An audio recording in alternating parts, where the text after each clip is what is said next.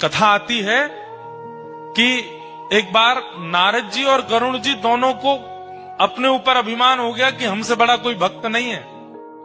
तो ठाकुर जी ने आज्ञा की कि चलिए एक काम कीजिए। बोले क्या? श्वेत द्वीप घूम के आओ। 7 द्वीप है ना, हम लोग जिस द्वीप में रहते हैं उसको जम्बू द्वीप कहते हैं, ऐसे एक श्वेत द्वीप है। श्वेत द्वीप जाओ और वहां के भक्तों का दर्शन करके आओ। तो श्वेत द्वीप जब नारद जी और गरुड़ जी पहुंचे तो वहां इन्होंने क्या देखा? राधा वल्लभ लाल जी मंदिर में विराजमान हैं। देवादिदेव महादेव सुंदर आरती उतार रहे हैं, घंटे घड़ियाल बजा रहे हैं। कार्तिकेय जी और श्री गणपति जी सुंदर भोग सामग्री उठा उठा करके ला रहे हैं, राधा वल्लभ जी के सन्मुख पधरा रहे हैं।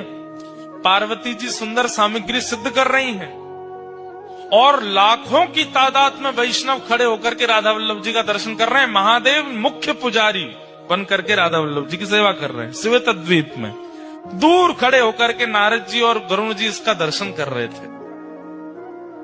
जैसे ही आरती पूरी हुई, आरती के बाद कपाट बंद हुए। कपाट बंद होते ही जितने दर्शनार्थी थे सब मूर्छित होकर गिर पड़े। केवल 2 खड़े रह गए। कौन? नारद जी और गरुड़ जी। अब ये दोनों एक दूसरे को चेहरा देखें, ये क्या हुआ? ये सब एक साथ मूर्छित हो गए।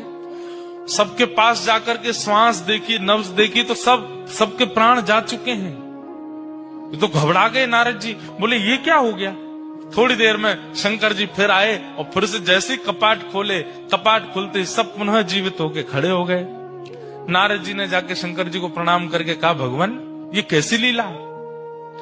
बोले भैया किसी के प्राण अन्न में बसते हैं, किसी के धन में बसते हैं, किसी की वायु में बसते हैं, किसी के जल में बसते हैं। श्वेत द्वीप के दर्शनार्थियों के प्राण राधा वल्लभ जी में बसते हैं। जब राधा वल्लभ जी सामने होते हैं तो ये जीवित रहते हैं और जैसे ही राधा वल्लभ जी के दर्शन अनवसर होते हैं इनके प्राण निकल जाते हैं।